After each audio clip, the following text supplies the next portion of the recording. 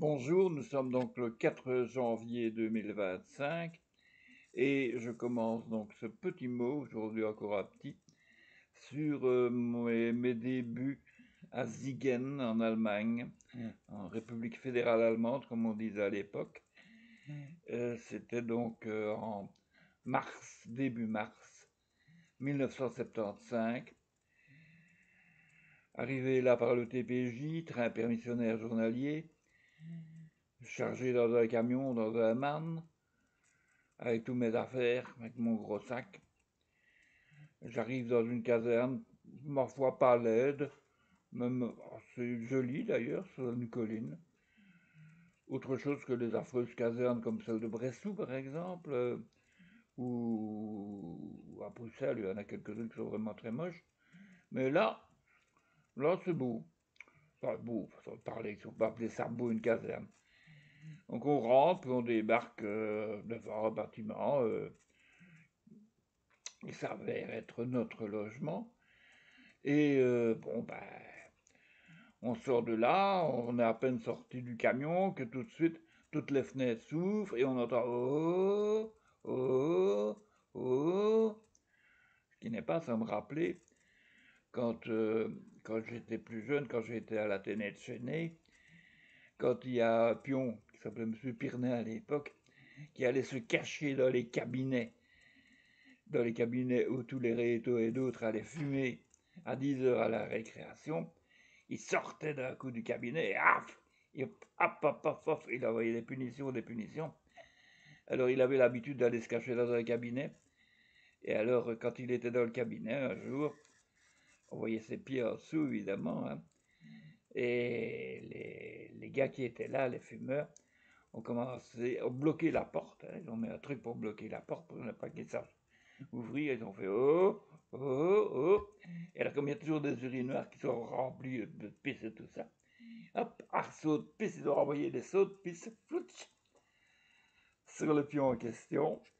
Ils ont tout en criant oh, oh, oh. Mais quand il y a beaucoup de gens qui crient ça, à pleine force, ça fait un bruit épouvantable, c'est un peu bizarre. Eh bien, même chose là à Siegen, à part que nous, on ne nous a pas lancé de la pisse dessus et que on est simplement rentré. Moi, je me suis retrouvé dans une chambre où on était 8. Et il y avait mon lit qui était là. Bon, ben, je suis venu avec. J'ai dû aller chercher un matelas. Mauvaise qualité, un matelas. Un cacaille comme matelas. Matelas, mes couvertures, mes draps de lit, tout ça. Et mes deux bois. Deux bois. Parce qu'il y avait. On avait des bois de 1 mètre, hein, en bois. Des barres en bois de 1 mètre. Pour pouvoir faire notre lit au carré. Ah oui, ça c'était rigolo, ça, de faire le lit au carré. Moi qui ne sais déjà pas faire mon lit ici, je ne suis pas spécialiste des lits, moi. Juste, mais je n'abuse pas. Enfin bref. Donc, résultat des courses.